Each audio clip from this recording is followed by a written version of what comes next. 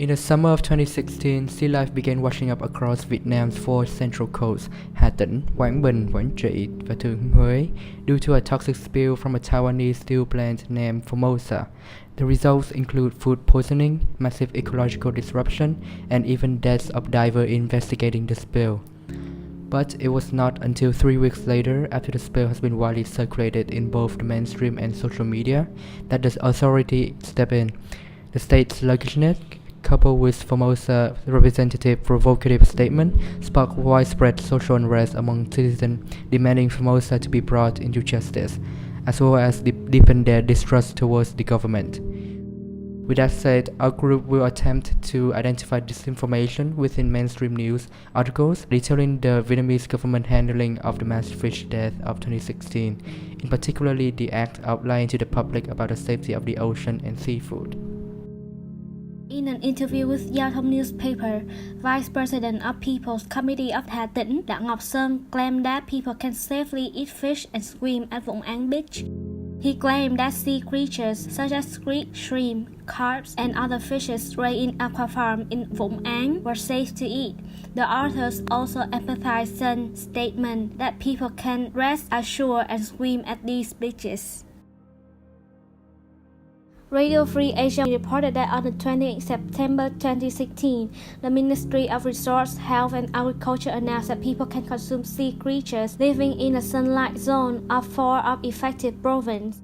About Sun claimed that people can swim at Vũng Áng. Nguyễn Khốt, director of the Marine Institute of Nha Trang, Nguyễn Tắc An words, in theory, only 6 months after the impact of the toxic spill at Hà Tĩnh, it's unreasonable to proclaim that the weather at those areas is safe. This article represents that Don Felix term malicious lie.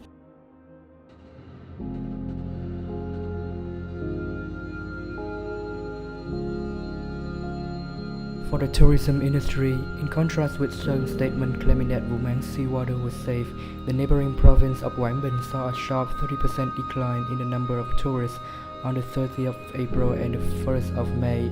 The president of the People Committee of Quảng Bình, Huynh Thien Trang, also issued a temporary ban on swimming in the sea for tourists and fishermen alike. Restaurants in the province were also affected, with hundreds of restaurants and pubs along Nhật Lệ Beach traditionally served seafood lose 90% of domestic and international tourists. Hà Tĩnh province suffered from a revenue loss of 90% in sea tourism in the January to September period. For Quảng Bình, it was 1.9 trillion Vietnam dong. Quảng Trị also experienced a smaller loss in revenue of 250 billion Vietnam dong. To combat this information, we have chosen collaboration as cornerstone to form strategies. We found independent, university-type model of fact-checkers such as Ukraine Soft-Fact to be more suitable within the political restrained environment such as Vietnam. Stop Fact was ran by students volunteers. Other examples include RMIT ABC Fact Checkers, a collaboration between RMIT University and the ABC, an independent media organization. We identified 3 partners which our fact-checker can work with. The first are tech companies such as Facebook and Google, with 2.27 billion active monthly users Facebook and about 64 million users in Vietnam alone. As of 2017, Facebook is currently the most used SNS in the world. According to My Enemy, Facebook was then forced to take action after the aftermath of the 2016 presidential election, which led to its partnership with 5 fact-checking organizations. PolitiFact, ABC News, FactCheck.org, and Associated Press. He conducted a report early this year detailing the working and shortcomings of this collaboration. Authorium and human intervention were 2 factors Facebook used to identify fake news. The fake story would then populate a partner-only dashboard designed by Facebook. For the fact-checking outlet, the fact-checkers can choose whichever article they like, proceed to debunk them, and then append the fact-check to the articles and tags in the dashboard. For end user, they would see the banner indicating that the article was disputed by third-party fact-checker within the app. Google, with over 90% market share in Vietnam, has become synonymous with search and information. Similarly to Facebook, it had introduced fact-check labels within its news app and search results, using content from several of Facebook partners There are shortcomings, however, as several of Facebook partners questioned whether the company had too much power within the collaboration, as not only it was the monopolistic sources for story, it also ignored other forms of disinformation such as memes, images, or videos. Others suspect that Facebook authorities could deliberately ignore fake stories with high advertising revenue, since fake news can sometimes make money. Google is even more contradictory, as the company planned to create a censored search engine in China codenamed Dragonfly. The Intercept reported that the censored search engine would blacklist sensitive queries about human rights, democracy, religion, and peaceful protests.